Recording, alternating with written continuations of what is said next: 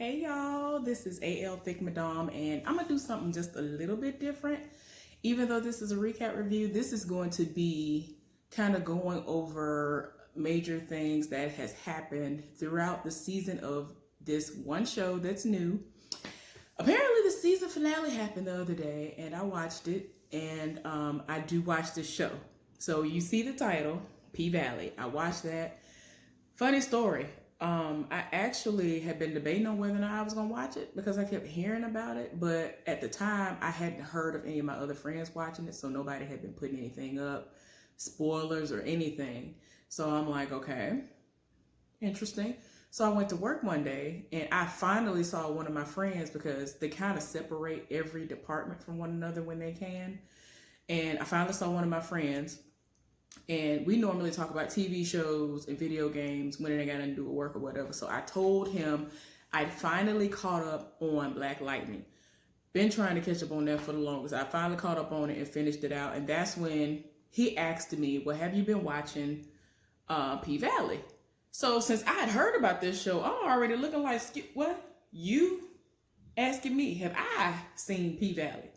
Now, he's just the type of person that I wouldn't expect him to watch that. I wouldn't expect him to watch Pose or none of that. And he's not homophobic or anything like that. I don't know. I just kind of feel like certain shows wouldn't be his cup of tea.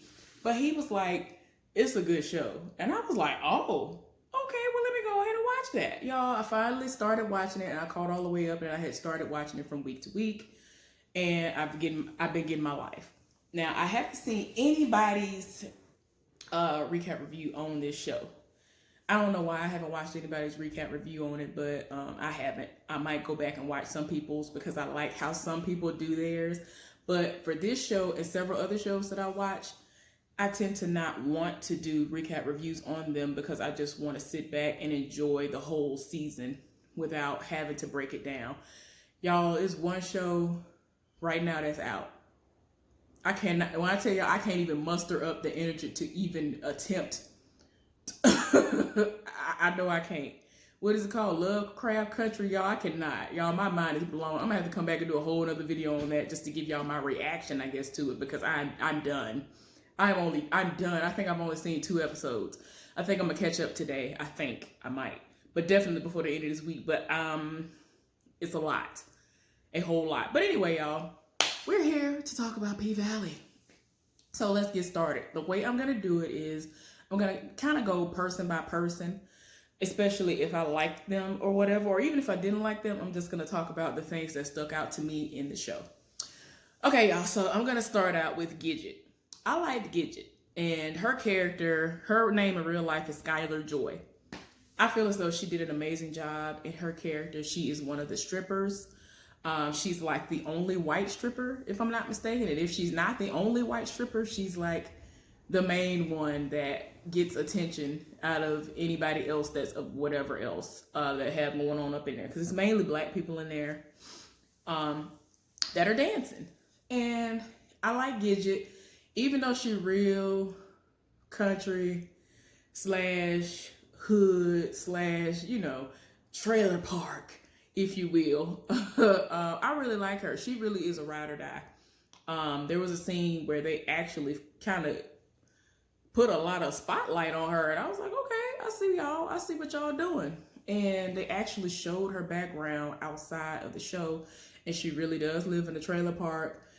It's like an overrun trailer park type situation where she lives with her grandmama, I think it's her grandmama.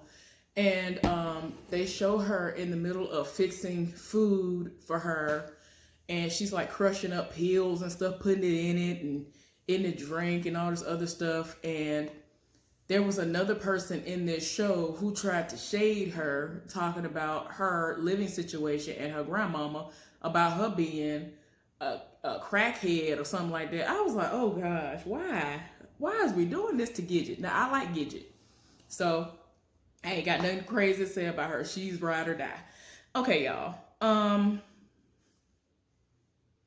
Let's go with Diamond. Now, any of y'all who have watched The Haves and the Have-Nots, y'all know that Diamond is the same dude who plays Benny Young on that show. I cannot stand him on The Haves and the Have-Nots, but I live for him on here, and I'm like, did you give this type of energy on that show? Because he irks my soul. He irks my soul on the haves and the have-nots. I don't know what it is, but I cannot. But I live for him on there as Diamond. So Diamond is like one of the people who is in charge of security and all that stuff. Live for him as his character. I don't know what it is. His name in real life is Tyler Lepley. I don't know, I'm saying it wrong. I know I am. Lepley. Tyler. So anyway, he actually, you can tell that he has chemistry with one of the strippers, and this stripper has an abusive boyfriend and a baby. And in her situation, a lot of times she will bring the baby to the club with her when she dances.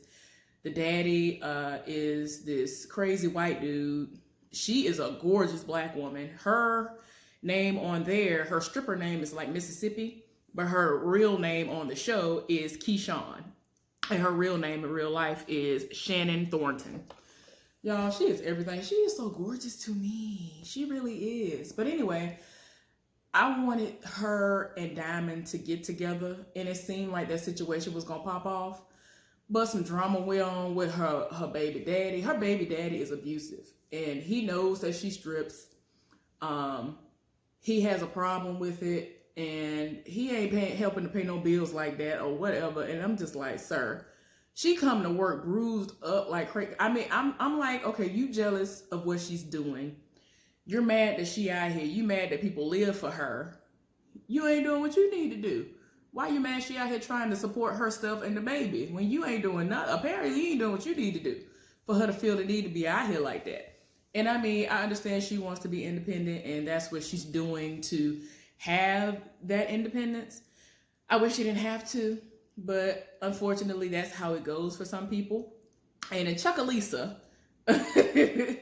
y'all, I meant to look it up to see if it was actual place, because in all honesty, I'm from Alabama. There are several cities in Alabama that you would be like, is that really the name of a place there? Yes.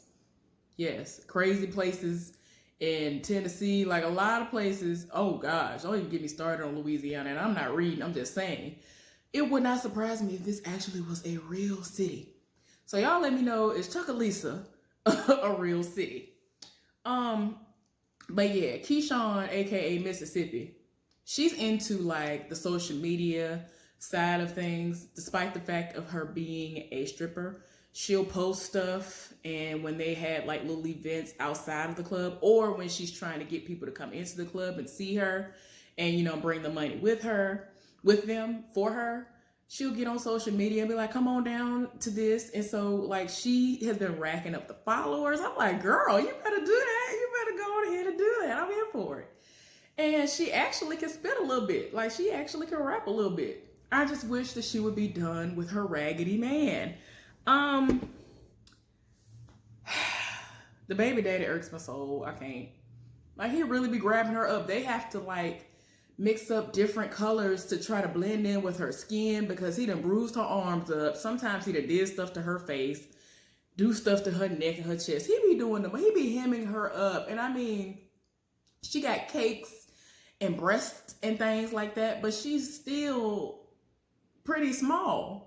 And a woman, she's like a dainty woman, but she got body. But I'm just saying, like, you doing the most to this woman for what? Why are you so mad and jealous?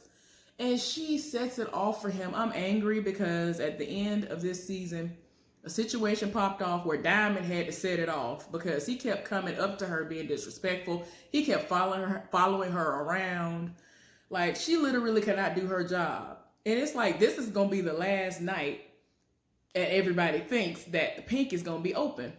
The Pynk is going to be open. Let me go ahead and say it the way, you know, I'm supposed to say it because I'm from the country too. The Pynk.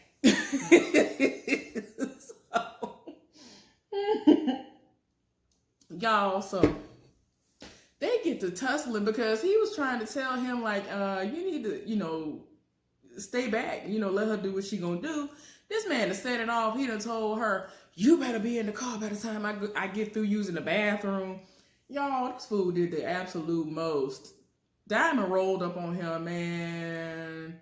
Shots were fired. They tearing the club down. I'm like, oh God, y'all doing the most. Because ain't nobody even supposed to have anything in there. y'all. But anyway, so who I want to talk about now? Who do I want to transition to? Because I'm tired.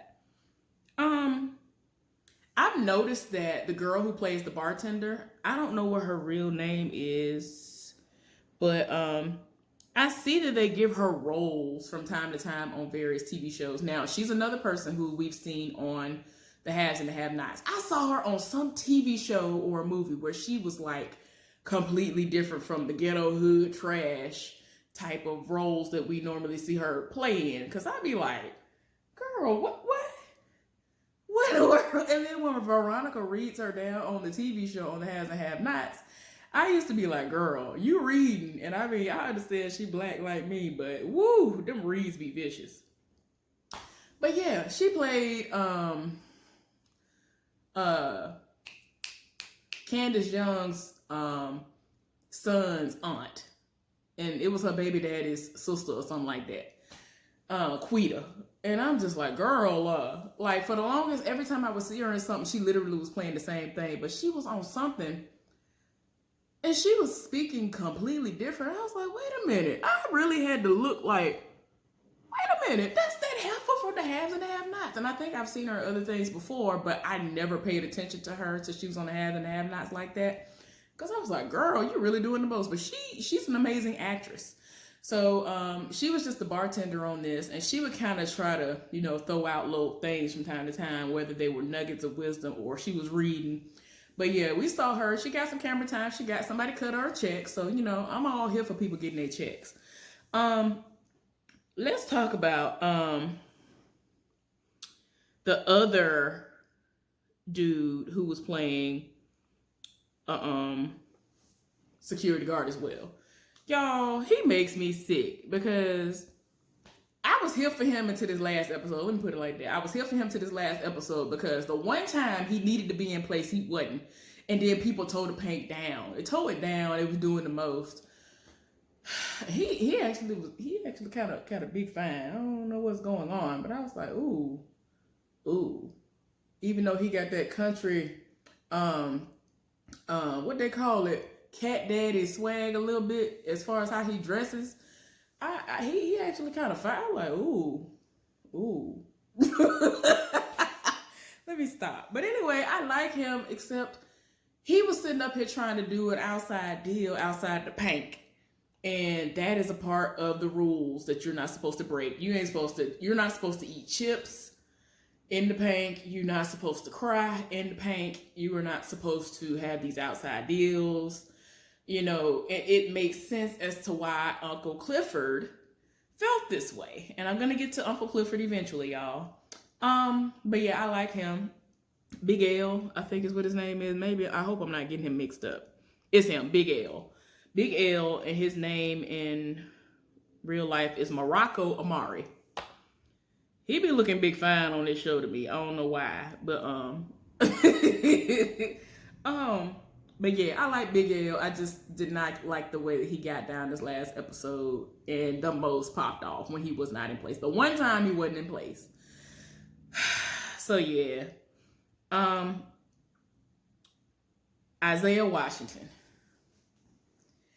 Y'all, I feel as though Isaiah Washington had been blackballed for quite some time after what he pulled back in the day when he was on Grey's Anatomy. So for those of y'all who aren't aware of what he did or weren't watching Grey's Anatomy, what happened was he was playing this like doctor on Grey's Anatomy. Okay. He had castmates that were on there, right? Apparently he was saying some very mean-spirited things about what's his name? TK Knight or TJ Knight. I forgot his name, but it's this white gay man that's on there. And he was saying some like homophobic stuff or whatever to him. Shonda Rhimes set it off and was like, what you not finna do with this? And he was out of there. We hadn't seen that man in a long time. Out of nowhere, like a season or two ago, I guess she felt as though enough time passed by and she let him come back on there for like this one episode. He was looking so rough. I was like, woo. Karma done really did a number on you because he was looking so rough, y'all. I was like, Lord have mercy, Jesus. He was looking real rough. But anyway, but I started to finally slowly see him get back into stuff. And I'm like, you dumb. Why would you say any of this stuff? Because he actually had an amazing portfolio of work that he'd done. He'd been acting for the longest. So when I saw him on this show, I felt no different. So then all of a sudden when he was gone, because he was one of the main characters' love interest on there, she got him up out of there. Like, she don't play them games. Like when everything happened with Columbus Short, when she had him on Scandal. Oh, he was up out of there. Like, Chandra don't play them games. Chandra be like, what you not finna do is this. So anyway, y'all, he's over here playing this crooked mayor. And I'm tired of, like, every time now I see him, it's like he plays the same character. Mean-spirited evil. And in my mind, a lot of people who can do this that well, I feel like that's how you are in real life, which is probably why the things happened the way they did when he was on Grey's Anatomy. But anyway, soon as I saw him, because I didn't look up the list of people, I only would see the dude who plays Uncle Clifford on there. That's literally the only person that I would see. I made sure not to look up what the premise was about. I could tell by the name of it that it had something to do, possibly with something dealing with the vagina, dancing, something. But, you know, I didn't know for certain because I didn't look anything up. But I was like, okay, I might be into this. Let me see. I'm gonna give it a chance eventually. So anyway, y'all. He's playing this crooked mayor. He's actually trying to get this casino going. And the strip club, the Pynk, is in the way of that. And they want to demolish that and use that as the part of the land, you know, bulldoze all that down and use part of that land as what they're going to use to actually build the casino on. So yeah, and then where it's located, like, the tourist attraction would be real. Like, the tourist attraction would bring in a whole lot of money, especially if they would have been able to pull that off. Cool. So I cannot stand him. He was irking my soul. I mean, he played his part on here, which was this crooked mayor, and he would try Uncle Clifford at all costs. He would try him so many times. I was just like, bruh. Like, I would roll my eyes and I would have to just remind myself that he's playing a character. And I just don't like him. So it just is what it is. So the people who were connected to him on this show are these dudes. So this dude named Corbin. Corbin is one of three brothers who have ties to this contract that they were going to do for the actual casino, right? Cool. That's fine. The issue is his two brothers are white. He is mixed. And they are upset that they ran through their inheritance from their daddy, and he has been smart with his money.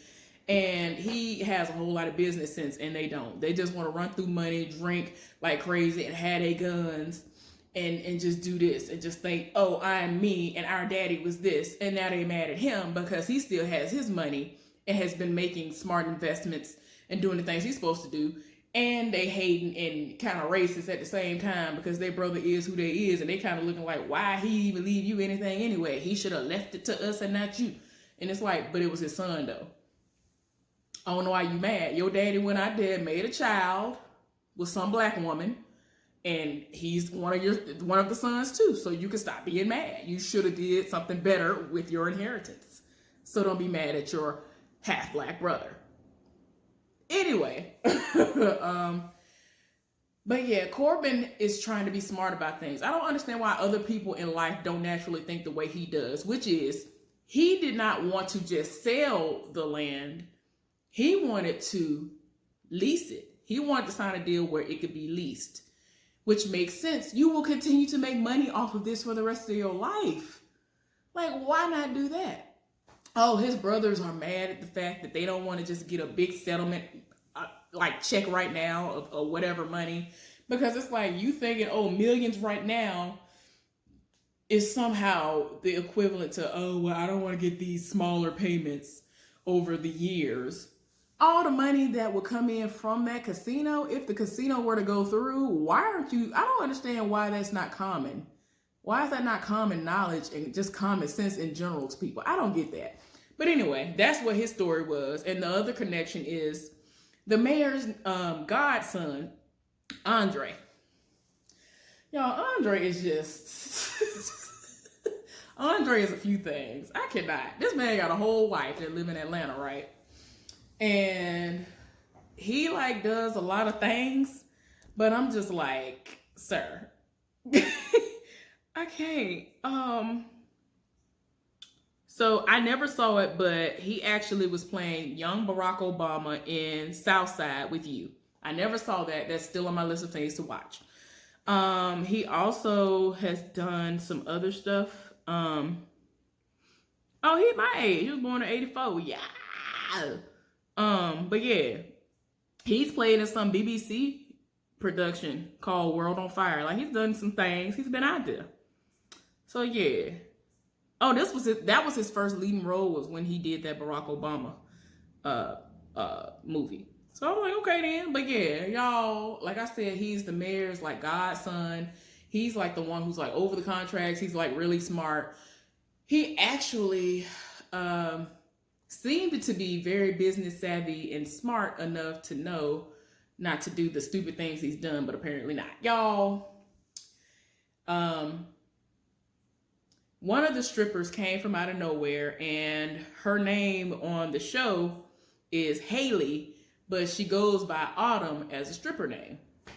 Autumn Night or something like that, but Autumn.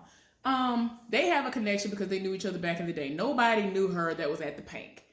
And one day he came in to do a deal with Corbin, who is the mixed brother. And Haley just so happened to be in there. They locked eyes and they were like, whoa, wait a minute. And she actually ended up overhearing their business plans. That's how Uncle Clifford even heard and found out that all this was even going on, because the mayor, of course, was trying to do this whole contract, this whole deal behind Uncle Clifford's back. They've scratched each other's backs in the past when it came to other things. But of course, since this is going to be a money-making opportunity for him, he was like, yeah, why would I tell Uncle Clifford about what I got going on? Because this is about to be money for me. So I'm like, yeah, that makes no sense. I don't know why anybody would think that he would say anything. But yeah, y'all, they had their moment.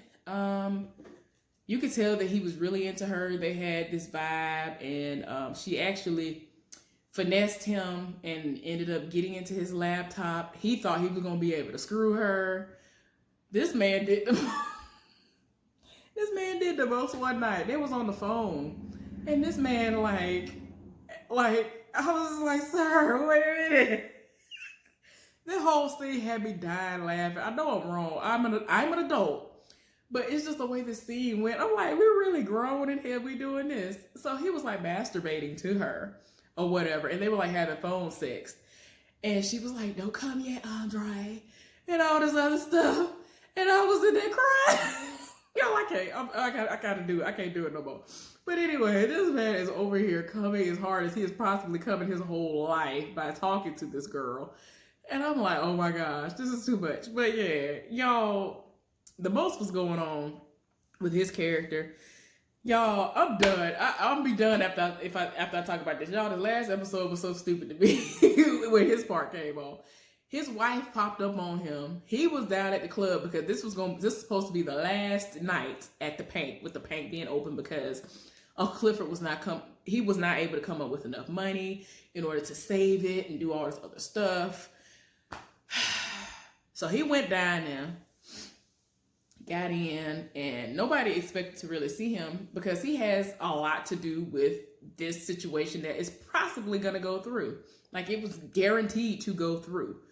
Anyway, he done went up in there and he tried to see Haley one last time, and because she, even though she finessed him and he was mad about it, she ended up calling him one day and was like, well, it's going to be my last time here in town. If you want to come down to the Pynk and see me, you can do that, because I can't stay here. I gotta go. Nobody understands why she's not trying to stay. She blew into town with the quickness, and she finna leave just as quick as she got there. She already had some transactions and stuff that then went down. We gonna get into that in a few minutes. But anyway, he getting his life by seeing her.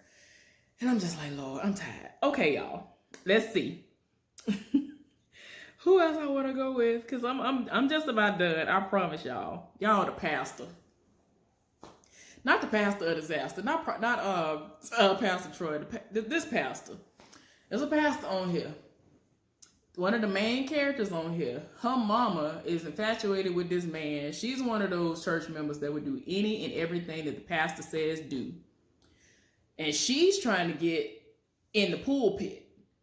And in my mind, even with the first episode, I was like, he don't seem like he would really be into that, because he seems like one of those people who thinks that women don't belong in the pulpit, and we later on find out that that indeed is the case. He had been finessing her because her daughter is like the main event, you might as well say, when it comes to the strippers at the Pynk. And all the money that she makes, she's been giving it to her mama so that she could put it up and, you know, have it as collateral or whatever for the church to do the things they need to do. And I'm just like, for you to be so against her, your mama and the pastor to be so against what you doing, they sure quick to take your money. That's something I've always found very hilarious about people like that, because you are apparently crooked anyway. So you ain't got a right to even try to come up at somebody and say something. So whatever. But yeah, the pastor was trifling. He really kept basically leading her mama, Clarissa, whatever her name is, on to make her think that she was gonna have, well, her name is Patrice. I don't know why I keep saying Clarissa. I don't know where I get that from. Her name is Patrice. But anyway, on here. But he kept leading her on, making her think she was gonna have a space in the pulpit, because she sings. She does like a lot of the lead singing and all that other stuff, and she gets people to pass the collection plate. So she's thinking, oh, if I'm doing that during my segment of doing that, oh, I could definitely bring people in here who gonna drop some bank. And you know, the pastor acted like he was into it, but he was just finessing her, just like, you know, everybody else be trying to finesse somebody. And we finna get into Patrice right now with her raggedy behind. Harriet D. Foy is her real name, but Patrice, I can't. Patrice, like I said, her daughter is a stripper. Her daughter has a lot of money that comes in. She actually wants to eventually have her own church, the mama. And she's trifling. There was a scene that happened like a couple of episodes back where, in my mind instantly went to this place. Now, I might end up being dragged, any form of the word that you want to use after I say this, but it is what it is. When I saw that scene, I said to myself, you know what?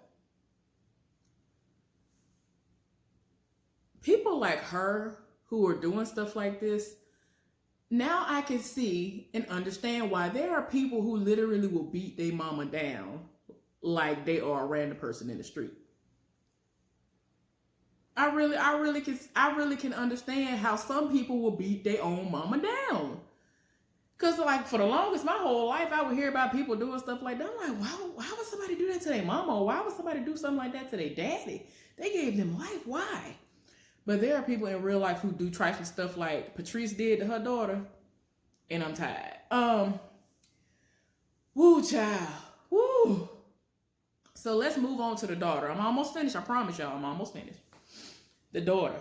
Her daughter's stripper name is Mercedes. Her name in real life is Brandy Evans. I think Mercedes, this woman, Brandy Evans, I think her body is everything. Her skin is everything. Her hair in real life is everything. I don't know what it is. I was just like, ma'am, you are everything. Then she can dance for real. I'm just like, oh gosh, what did she do in real life outside of acting? Because I'm here for all this. Here for all of it. Y'all, guess what? She really is a Memphis native. And I'm gonna get on that. Hopefully I don't forget. She's a Memphis native for real.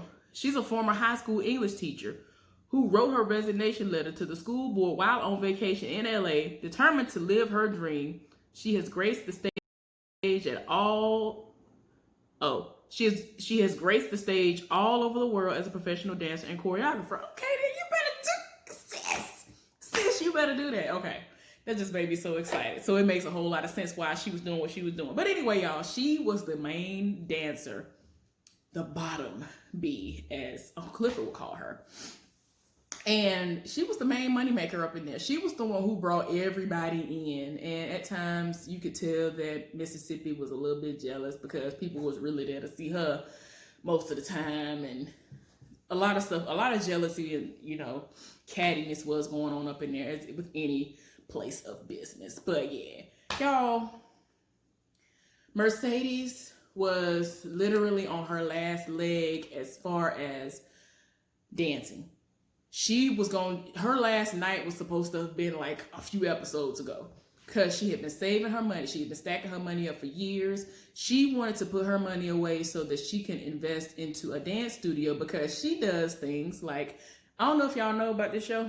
I've done like thoughts videos on it or whatever. But before it got canceled or paused or whatever they got going on, I used to watch the Dancing Dolls, which is Bring It. Used to watch Bring It. There is a coach on there, Diana Williams. She has her own dance studios in various places. I know she had a location in Atlanta. I know she had at least one location in Alabama, in Birmingham, if I'm not mistaken, Birmingham, Alabama. She had a few in Mississippi. And they all started in Mississippi. Is it Jackson, Mississippi? I might have that part messed up, but it's Mississippi. Anyway, I knew that there were dance studios and stuff out there, but the level in which these people like focus on bucking, I was like, oh, this is the thing. And they're incorporating all these other little moves and stuff. I'm like, oh, the choreography is everything, y'all. And oh, Lord, Diana and the death drops, Lord. Woo, child. Woo, child, she made me feel old in my spirit. But anyway, essentially, Mercedes is like the same thing. Her day job is having these kids rehearse outside because she has no building for them to exercise and work out and do their choreography in. And they actually travel and go to different shows and these different events and dance to get into these places and into these amazing spaces. And people live for them. And I was just like, oh my God, like y'all, oh my gosh, I had a feeling like I was back in those days when I was watching Bring It. So that's essentially what she does. And she wants to do that full time. And she had her mama putting that money up in there so that she could, you know, eventually get it from, they just using it. They essentially were supposed to be using that money to help them get collateral. And then the money, at any time, whenever she wanted it back, she had to let her mama know, like, all right, run me my money, so that she could put the money down on the building that she wanted, and she could bring the girls inside. So the reason why her mama got beat down is because she took it upon herself to take the money and invest it into her own church and all this other stuff. It's like Mercedes saw red and beat her mama down. I was like, ma'am, she beat her mama down. I'm sorry. She snapped. Woo, child, she snapped. But yeah, Patrice is trash.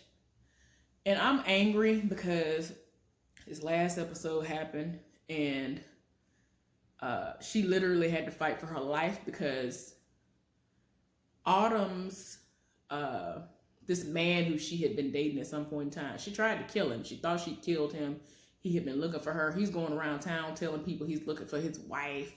There had been a flood, a really bad rain and flood, and he doesn't know where her and the child are. They don't have kids together. She had a child. That child died in a flood. We found out the last episode that the child died in the flood because she was fleeing to get away from him, because that's how possessive and crazy he is. Well, apparently she ended up stealing like a whole lot of money from him. He rolled up at the Pynk the last night looking for her.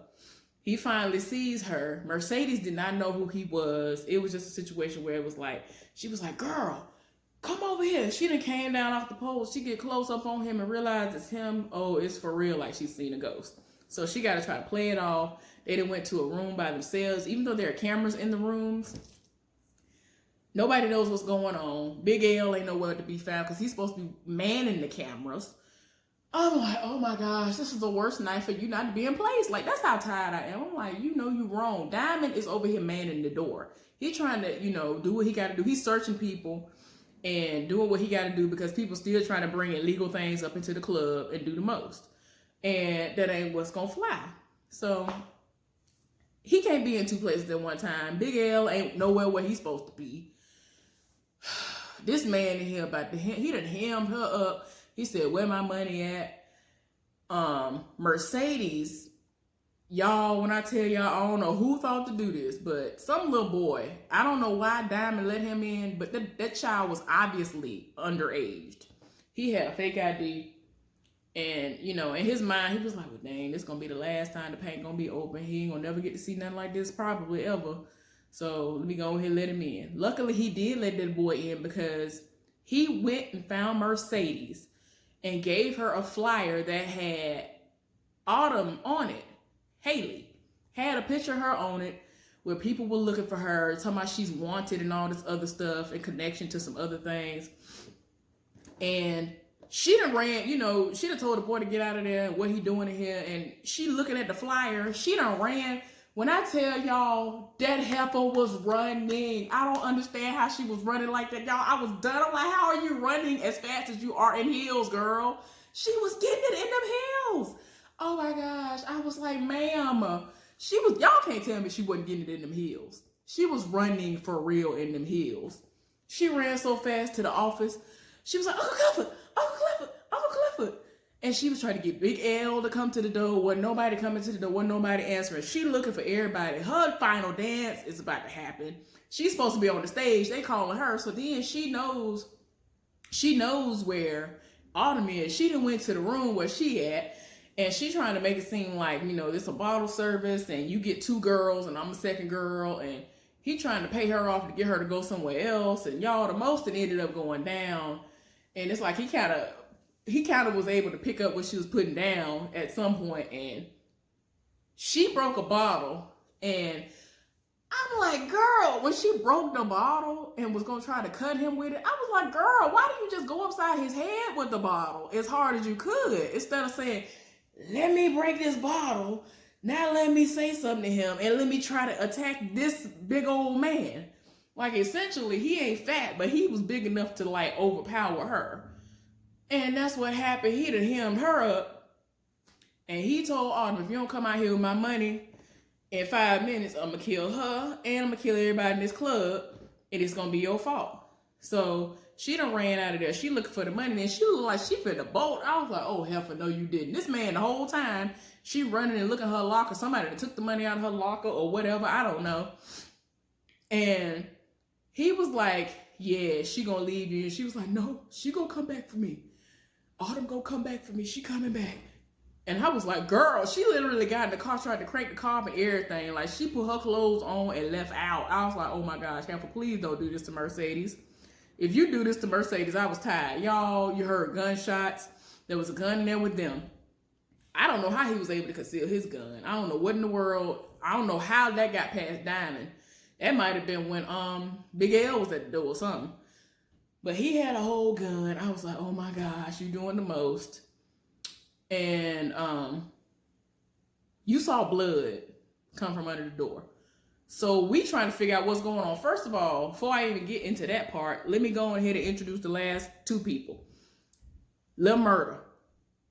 I live for Lil Murder. I don't care what nobody say. I like Lil Murder. Down in the valley where them girls get naked. That's how I do the song. I know how the song really go and how it sound, but I like this song. Lil Murder. So Lil Murder is what a lot of people like to say is a homo thug. He likes Uncle Clifford. He rolled up on Uncle Clifford the first night he saw him. He has been trying to prove to Uncle Clifford that he likes him a whole lot. And he know what he like. He know what it is. This ain't no fly-by-night type of situation. They have tried to keep it on the low. Somebody saw him one night and he was just like, okay. That's like on his team. And he was like, okay, whatever. And he tried to assure him That was just a one-time thing. You ain't got to think nothing about that. You ain't got to worry about that. Y'all, Lil Murda set it off on this last episode. And he just sat up here and strung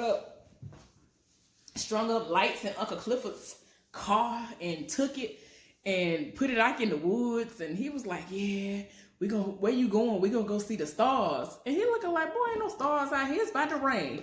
And so he leads Uncle Clifford to this area, this wooded area. And he looking like, he was like, well, I thought you might need some peace and quiet before all this stuff started going on in the Pynk. So they had their little make-out session. They doing the most. This man just sat up and put his hand on Uncle Clifford's lap on the tool. And I was like, excuse me. I was like, wait a minute. Sir.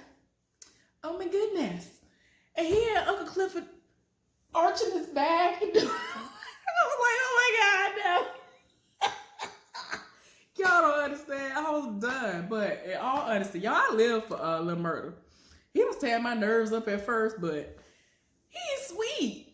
I don't care what nobody say. Y'all can read me in the comment section. I think Lil Murda is sweet underneath all that rah-rah, I'm a thug, I'm a gangster. I kill you, I keep that tool on me, all of that. Like, all that might be real too, but I think he really is sweet. Like, he has a really soft spot for Uncle Clifford. And he know what it is. And he tried Uncle Clifford at one point after he just did that romantic gesture because he was trying to get a deal. He was being debuted basically at Uncle Clifford's club, which is the Pynk. And some people came down and wanted to see him. Keyshawn, who was Mississippi, actually hyped him up because when he first came on the scene, he was beyond trash. I was like, is this for real? This is what we finna watch. This is supposed to be the newest upcoming rapper. What? Why? Why is he on here doing this to us? Y'all, I'm telling y'all, I was like, this cannot be real life. But she ended up having him go into this room when the club was closed and stripped naked and just clear your mind. And she was just saying when she gets out on the stage, she just goes to this different place. And we've seen on several occasions where that is what it was for her. Y'all, Lil Murda, I was hoping that song was real that he did at the end. I'm like, okay, this is a Southern bop. I'm here for this. But yeah, I'm here for that song. Somebody need to go ahead and do like Empire and go ahead and make that and put that out because I buy that. That was a little bop. Y'all, okay, so the main person we gonna discuss. Uncle Clifford. Uncle Clifford. I don't know if y'all want to identify him as a cross-dresser or whatever, because there are times that he will dress like a full-on man, or he will, because he has like a whole beard and things out here. So it's like, we know you a man, so what is you doing? He will have on a whole skirt out here. He have on the lipstick. He have the nails done. He has all the wigs, all of that. And the voice is there. His grandmama is played by Loretta Devine, and she's blind, and she's a no-nonsense marijuana smoker. And I'm here for it. She likes her drink and her two-step, and leave her alone. Just let her have her drink and her two-step and her weed. She good. She's accepting of his lifestyle, which I think is amazing, especially considering that's his grandmama. And he's an older guy. It ain't like he in his teens or nothing. He's older and she's older. So I'm like, oh, okay. So yeah. But yeah. Uncle Clifford is everything, y'all. He's the owner of the Pynk. And like, he is really, really sweet. You know how some people will try to like pimp out the girls? It's like, he is like really here for them. Like, he will take care of the baby. He take care of Keyshawn's baby when she out there on the floor sometimes. He really will be a listening ear. He has actually bailed Mercedes out of jail that day when she got locked up because she beat her mama down. They made the news and everything. That's how bad they had got to fighting. But yeah, I live for Uncle Clifford. Uncle Clifford is everything. His name is Nico Anan or whatever. I don't know. He has been on This Is Us. I don't remember that. I'm gonna have to see what episodes. Half Sisters. But yeah, he's done other things before. But yeah, I don't know him like that. But yeah, I like him. I like him. I really like him. He's an actor, a dancer, and a choreographer. So I was like, okay. So the moments where he would kind of do some of those ballroom moves, he could do that stuff for real, and it wasn't like, okay, I gotta, figure out how to do this. They probably just said, do what you do, and we just gonna let the camera roll because he does this. So I'm like, okay, yeah, ooh, I'm here for it. So yeah, Uncle Clifford is everything. He's a mood. A lot of people, I think, have kind of tried to come for him and was like, oh, he's trying to be like Pray Tell and all this other stuff. And I'm like, I don't feel like he's trying to be like Pray Tell. I just feel like he just is who he is. And I like him. I like Uncle Clifford. He will read you. A lot of people need to be read on this show, and I'm here for it though. Like, he has been going, he will roll. He is very unapologetically. He does not fear any of these people. He has rolled up on people when they could have easily killed him or wanted to fight him, all this other stuff. Because he is all about what he needs to do to keep his business afloat. And, after everything was all said and done, the Pynk has been saved. The Pynk was saved by Autumn. The blood that we saw at the end of whoever getting shot, it was apparently from an old boy who came looking for Autumn, who is, Haley. And she still had a lot of that money because she had this, like, her and Mercedes had this thing where they would go in with different wigs and different pairs of sunglasses every week or however often they were doing it. And they would get money and had wire transfers and all this other stuff. And, because she was helping, she was like, okay, I can give you a certain percentage. Are you down? And so Mercedes was like, yeah, I'm in it. My mama done squandered my money away. She ain't got no other choice but to be in it. And yeah, she everything. Mercedes is everything, y'all. But anyway, Autumn has saved the day. She's actually she outbid Andre because they only gave him a $200,000 cap to bid on, and he tried to get the people on the phone. At first, he couldn't get them. And then at one point in time, he had actually gotten them when she went up to $250,000. Somebody answered the phone, and it's like he actually got some sense. He was like, let me hang up this phone. And they ended up getting it. And everybody was there for the Pynk. Y'all, they had us thinking that they was going to the... Y'all, I was in my feelings. I was like, y'all, what y'all not finna do is tell me that Mercedes was the one who got shot and killed that day. What y'all not finna do is say this to me. And I still was in my feelings a little bit had it been Autumn. So I was like... Oh, it wasn't Uncle Clifford, because Uncle Clifford ended up trying to find Big L. He wasn't nowhere to be found. He went in there and saw the cameras. He saw what was going down. He saw the girls were in trouble. He tried to call them on the radio. He lied, talking about he in the office. And he's like, no, you're not in the office. I'm in the office. So where you at? He ain't nowhere to be found. Uncle Clifford don't know what this fool doing. It gets to the point, he looking at the camera. He see the most is going on. His girls getting hemmed up, and they are in distress. This fool that went got his gun. I was like, oh my gosh. Y'all, that's where the gun came from. I think earlier I said something about how the old boy get the gun in there. He ain't had no gun. It was Uncle Clifford. Uncle Clifford came up in there with his gun. Oh, he was in there. That man was in there fighting off 3 people. Uncle Clifford and the girls. And I was like, oh my gosh. So when the shot happened and Diamond knew something was going on, he finally figured out, because he heard a shot. He was like, what is it? Like, he heard a ruckus. He saw some stuff going on, so he went to the room and he heard them yelling and fighting. Then he heard a gunshot. He go in there eventually. Well, they don't show us nothing. All we see is a big old pool of blood seeping out of the room. So they made us feel like there was a funeral about to happen, because his grandmama, Clifford's grandmama, said, oh, I gotta get ready to go to this funeral. They literally had on funeral attire. He had on funeral attire. He was beat up though, so you can tell he fought. They eventually showed Mercedes. She was beat up in her feelings. She tried to approach her mama outside of the building that she ain't had no business being able to acquire.